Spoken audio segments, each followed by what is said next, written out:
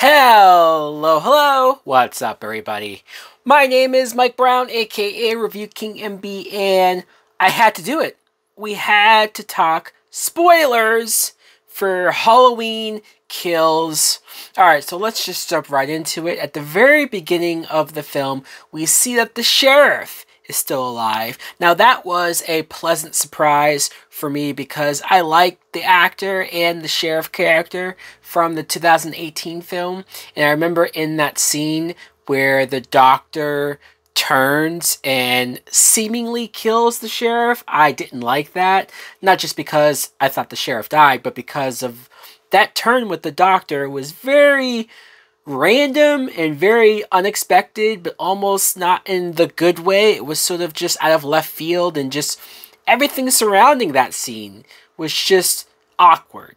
But seeing that that character was not only still alive, but we instantly see a flashback scene because he says that he has to be the one to kill Michael and to end this.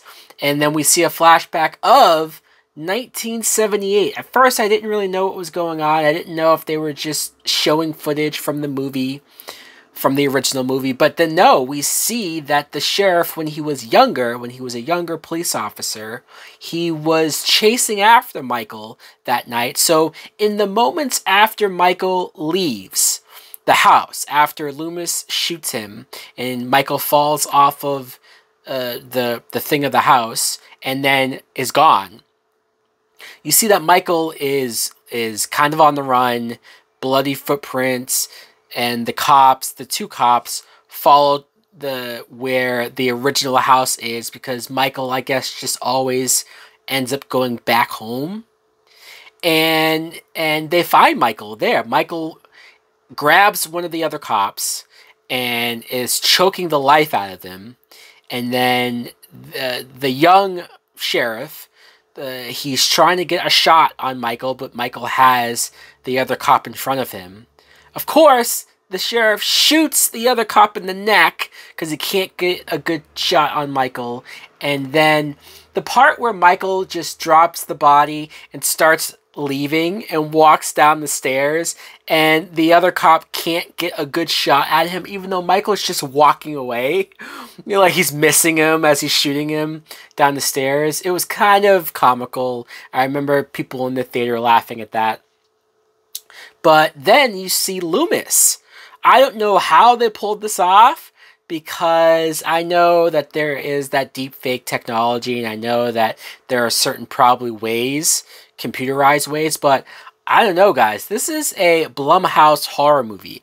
I know it's Halloween, so maybe they threw in a couple extra bones in there for money, but that was phenomenal. That looked like a brand new scene with Donald Pleasence, Dr. Loomis. I loved it. Just in the few seconds that we saw him, we see another flashback later on of a continuation of this same scene where the cops, they surround Michael outside of this house. This is how Michael gets caught, because the beginning of the last movie, they say that Michael's been locked up all these years, which never really explained how they found him or caught him, because the end of the first movie, he was gone. So that's why I said Halloween Kills is a much better bridge in between both films, where we get to see what happened to Michael, how he ended up where he ended up. And it was great. I loved all of that. It was a pleasant surprise. I was not expecting to see that much flashbacks and that much stuff that carried on from the 78 film.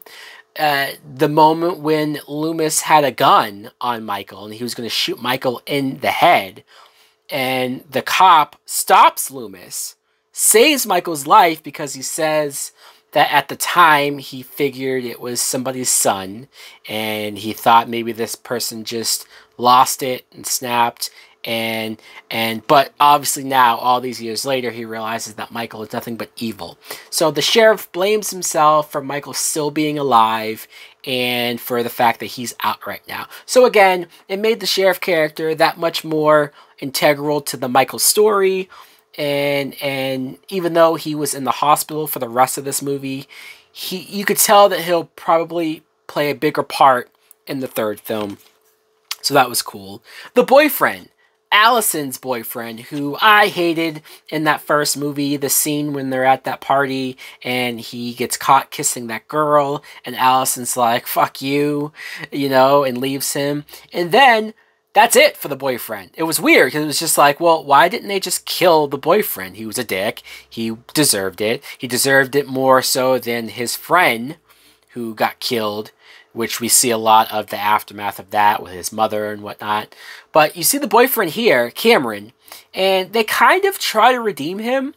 He feels really bad about what happened. He tries to find Allison. He does find Allison. He's apologizing profusely.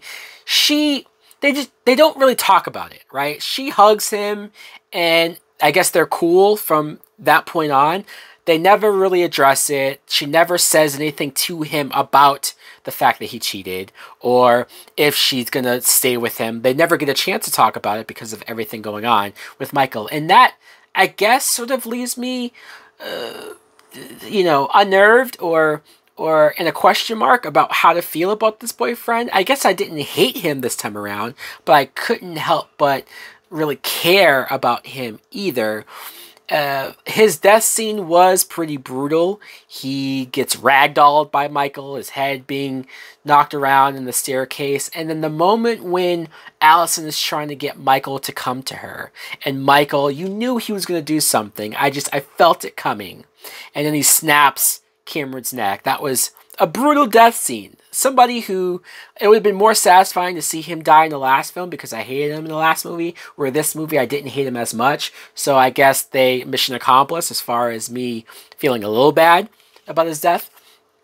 Also, Allison and Judy Greer, their characters were pretty much on the spotlight this time around. I mean, they didn't probably get the most screen time because you still had other stuff going on like Tommy Doyle and the townspeople. But still, Allison, I probably liked her more in this movie than in the last, just because she wanted to get out there. She wanted to do something.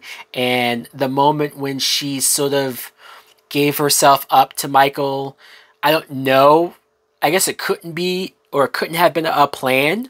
It certainly worked out timing-wise that she was sort of telling Michael to kill her or to do it, and then all of a sudden her mom comes from behind.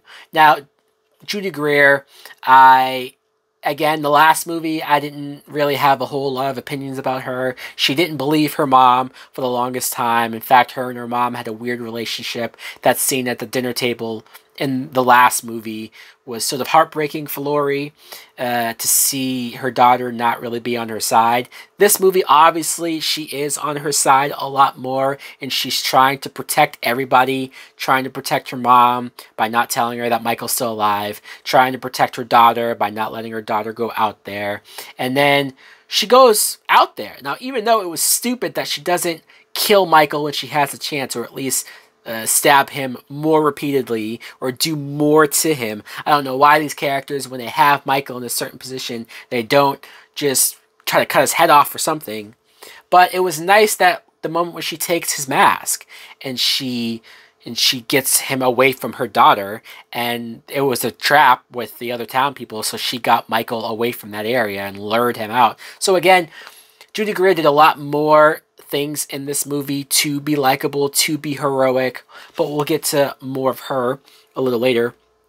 Laurie, Jamie Lee Curtis, is indisposed for the majority of this film. Now that sucks. We did get a decent amount of Laurie in the last movie, and I presume that we're going to get a whole lot more of her in the next film. So ultimately, I guess I'm okay with it. I'm not sitting here stewing and angry.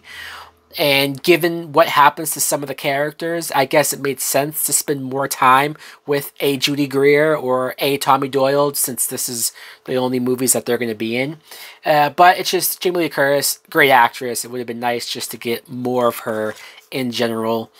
Also, Tommy, let's talk about Tommy Doyle. I am curious what it would have been like if we had Paul Rudd playing this character. And I say that not just because Paul Rudd played Tommy Doyle in Halloween 6, but the fact that apparently the director asked Paul Rudd to reprise his role and play Tommy Doyle once again in this movie. And I think Paul Rudd said he would have done it if he wasn't busy shooting Avengers Endgame. So I can't help, or I couldn't help but think while watching this movie, what would this have been like if Paul Rudd was here? In any event, Anthony Michael Hall plays him. I think he did a good job playing the role. I think that Tommy, just in general, this character having that connection to being a child when the first movie happened, it makes sense that everything went down the way that it did, and him being so gung-ho on attacking Michael. I like that premise. I like the fact that he got people in the town riled up to the point where they weren't going to be victims. They weren't going to sit back and continue to be let down by the cops. Again, there was some subtext to that I appreciated, but man, you made Tommy and these town people look so dumb and so incompetent. I could get into the specific scenes, obviously, when they're at the hospital and they go after that inmate, the other inmate, I guess one of the other ones that escaped from the bus. Now, I guess I feel bad in a way that this guy ended up dying. He jumped out of the window to escape them. But I didn't feel a huge connection to it. I just kind of was sitting there thinking, all right, I don't have a connection to this guy, even though, yeah, sure, he's innocent. I don't know really why he's in the hospital other than maybe he's just crazy. Or was it a hospital, or was it, I guess it was a psych prison? I don't know. Wherever he came from. Again, it's not like I wanted him to die. I just felt like the town people were dumb. They were rabid. They were savages. They were animal-like. And that was the point, that Michael got them this riled up to where they were willing to do some stupid shit. But at the same time, I don't know. It felt like a subplot that I would have rather maybe have spent more time with Allison or Jamie Lee Curtis, even though they were there, right? They were sort of involved. But again, I get what they were going for. It was fine. That black couple that we saw, the nurse and the doctor, I kind of liked them at first just because, I don't know, they just felt like normal, everyday people. It wasn't until when they decided to get involved and that one scene where Michael attacks them. Obviously, you have the actress from the original movie that was in the car with Loomis. She gets killed easily. It sort of was like, you brought her back for that? Okay, fine, sure, it's a recognizable face. It was more impactful, honestly, when they killed her in Halloween H2O at the beginning of that movie. But the way how Michael brutally kills the guy, the nurse, stabs him in the eye. It was violent, it was gory, and because his character was a little more on the silly side, it rubbed me the wrong way to see him so violently killed like that. Also, his wife, who kind of was talking a big game, saying that she shot a gun before, and the way how Michael avoids her, he just hits the car door back at her, hits her gun while she's trying to shoot at Michael. The gun turns and she shoots herself in the head. I'm like, what the fuck? These characters are dumb. They're idiots. And look, the Halloween franchise has not been known for having the smartest group of characters in their series. These are far from the dumbest characters in a Halloween movie. So there's that. I was constantly putting my hands up and saying, God damn it, guys. You know, this was a good idea on paper to have the town revolt and attack. But man, you guys are looking like the Three Stooges here in so many ways. Lindsay, I kind of wish they did a little bit more with her character, because I like the actress. At least they didn't kill her, though. She was able to hide, and so maybe we'll get more with her in the next movie. Also, Michael kills everybody. The moments when he's in the town and he kills that older interracial couple, they too were on the comedic side, so seeing them brutally murdered like that was a little off-putting. Again, I'm okay with the violence. I'm okay with Michael being this brutal because it did establish him as a threat, and I'm fine with that. I guess I don't know. I did feel bad for these people who were being killed in such brutal ways. I'm sure that was the point, and so in that way, mission accomplished. But for example, the gay couple, they were very comedic. They had a lot of. It wasn't like they were laugh out loud scenes for me. I think other people in the theater found it funnier than I did, but I guess that's why I thought the tone sometimes was a little all over the place, because their scenes were goofier, but then their murders were horrific, and so okay, fine, cool. I guess you can have comedic characters get killed off in a horror movie. It's fine. It's just, man, the way how Michael stabs Big John, right? That was his name? Big John and Little John. He stabs him in the armpit so that he bleeds out, like, quick. And then he gushes his thumbs into his eyes, and you see his eyeballs come out. Like, it's just, I don't know. You'd figure that that would require, like, an unrated rating. The fact that it just got an R based off of that, I was like, man, all right, we're just going for it. It's almost like it's at the same level of violence as the Rob Zombie movies, but just better written and better executed. So I guess in a lot of ways that works. And the very end of the movie. So the town, like I said, Judy Greer, they help set that trap to lure Michael out onto the street, and the town people surround Michael. And that was a great moment. That was a moment that got the theater to cheer and clap, because it looked like Michael was fucked. And you didn't know how Michael was going to get out of it this time. There was a good, 15, 20 people around him, and you thought, like, man, this might be it. Even though, logically, I know that there's another movie, but it feels like they might kill Michael here, and then maybe somehow, some way he comes back, or who knows. And then they start beating the shit out of him. Even Judy Greer got a stab. Not in the head, which, god damn it, stab this guy in the head. Cut his head off, so that there's no doubt, right? But she stabs him, and then everybody beats the fuck out of him. He seems like he's out. And then we get Laurie Strode talking, but she's in the hospital. And she's talking about how, I don't know how she knows this. I guess it's just the idea that Michael survived that fire. Which, by the way, the scene where Michael comes out of the house that's on fire and he kills all the firefighters. Man, that was brutal too. Again, this movie's filled with brutal kills. And so Laurie is talking about how Michael is transcending, he's pure evil, he's becoming almost subhuman. And at first you're thinking, is that accurate? Or are we just exaggerating? Or are we just trying to create an explanation? But, are we just overreacting? But no, Michael somehow gets up from all of the damage that he just took from everybody, and he just starts killing all of them. He just starts stabbing people in the face, stabbing people in the, slicing their throats, and he just kills everyone in that town, that group of people around him. He's a brick shithouse. He's unfazed.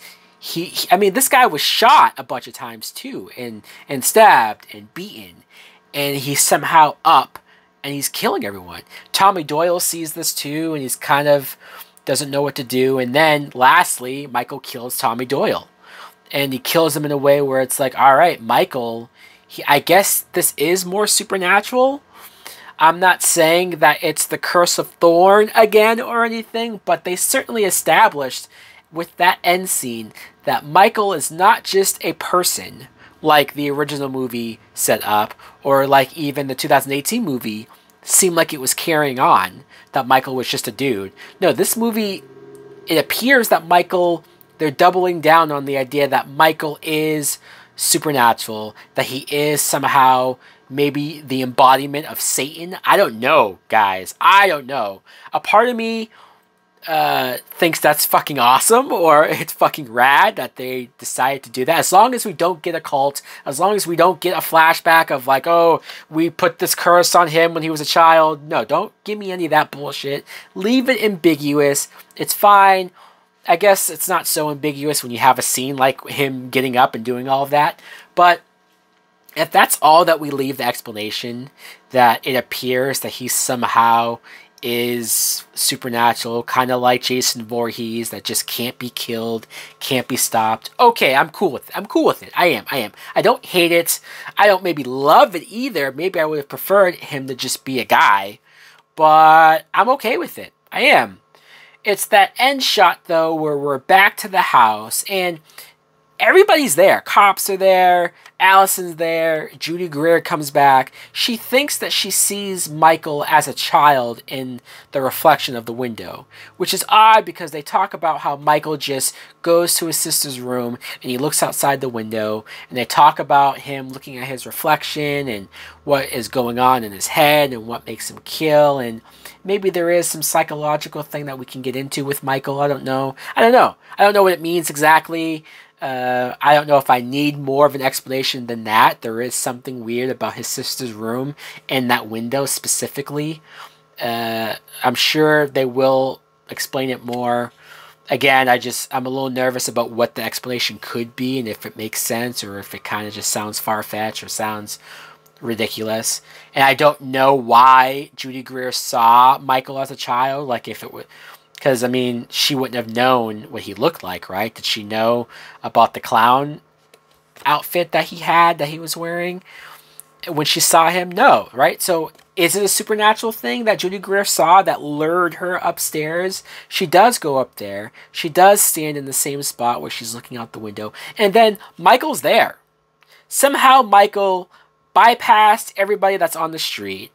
You could say he went through the back door, but it's like you're telling me the cops didn't have both doors, perimetered or just on guard. I don't know. How the fuck did Michael get there? How did he get there so goddamn fast?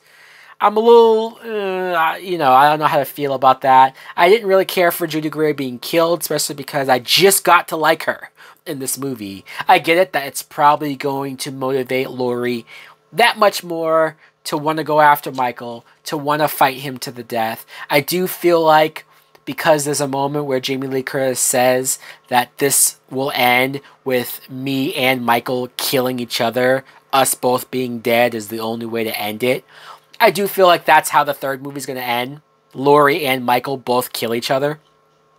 I hope she cuts its head off, kind of like the ending of Halloween H2O where Laurie cuts his head off. But I feel like they're going to do something where they both die, just to give a definitive end to this.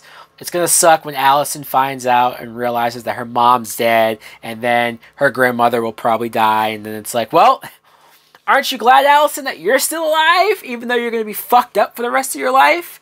Happy ending!